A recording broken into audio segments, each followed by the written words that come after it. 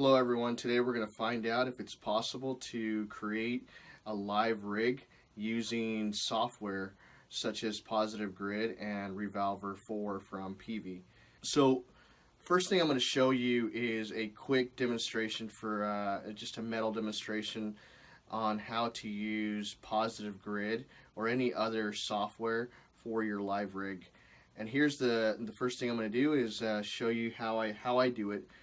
And from a signal chain, I have the guitar directly connected to my audio interface. In this case, I'm using a Focusrite 2i4, and I have the playback all the way to, or this knob here, from all the way to the playback section. So I have it hooked up to this ground loop insulator, so it gets rid of that 60 cycle hum. And then from there, it connects to my just 100 watt PA head, if you will. And from there, notice that I have it connected here to this line input instead of just one of the inputs there. I wanted to get the true sound of everything coming out of the software. And then from there, I have it connected to my cabinet over here. And I have a mic there, but it's currently not recording anything. All the sound that you'll hear today will be directly from the phone camera itself. So here's just a quick view of, or at least just a quick demo of how this sounds. And we'll be using first Positive Grid, and it's going to be one of their high gain tones, and it's going to be mimicking a Mesa Boogie triple rectifier. So here you go. Oh, and I'm tuned to drop C.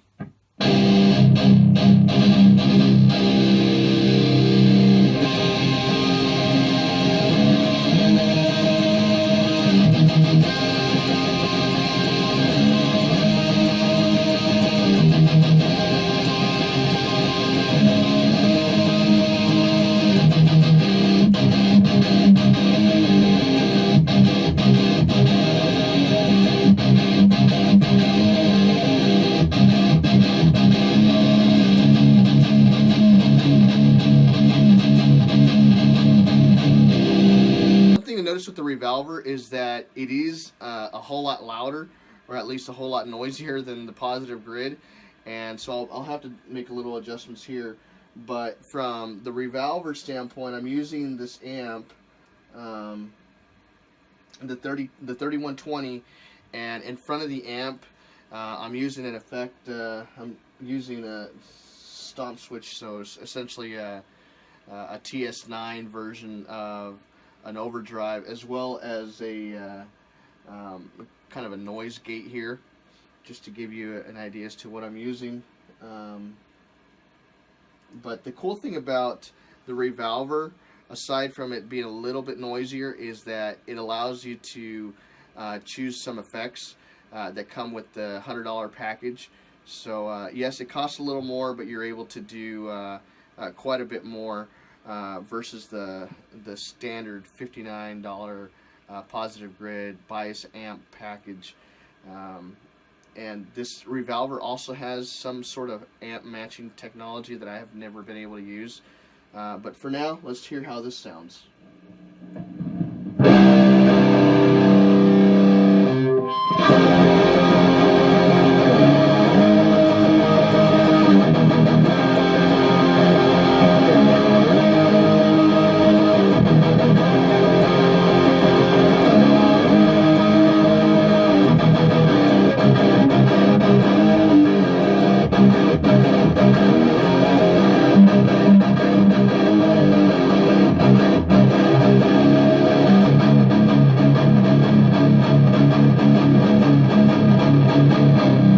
I like them both, depending on what I'm doing. I didn't think that I could really develop some sort of live rig using these pieces of software.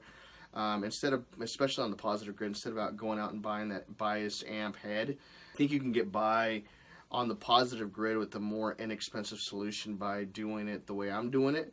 The cool thing about Bias Amp is that it has a setting so that you can actually decrease the latency It also decreases the quality of the sound, but from a live gig, you shouldn't be able to notice it that much.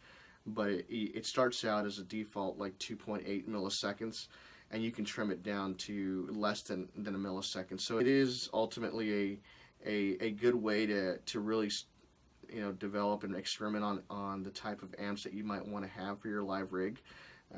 It is, again, a very inexpensive solution to do it the way I'm doing it. The PA, I mean, that thing's dirt cheap. You can use a PA, you can use a power amplifier. Those things run, you know, used for about 100 to 250, depending on what you're after. If you want to go nuts, sure, you can go get a Matrix out there, and those will run you a good $600 themselves. The good thing is that once you have those items, like a Matrix, you can add in any other, you know, rack into that and make it sound really good. You can get that. Don't hate me because of this, but you can get the Line 6 HD. You could also get the Axe FX. You could get the non-powered version of the Bias Amp head, or at least Bias Amp rack, and throw that in there. Again, most Kempers, unless they're the expensive powered ones, or the non-powered ones, so you could use that. Again, it's a decent investment if you're going to go, if rack is the way you're going to go about getting your amp rig. If not, if you're just experimenting just like I am, anything like this will do, just to, you know, get the ball rolling. It also is really cool as you could also treat it as your backup rig, in case something does happen to your tube amps and you need something and you know, to get you by. This will definitely get you by. Again, this thing is plenty loud.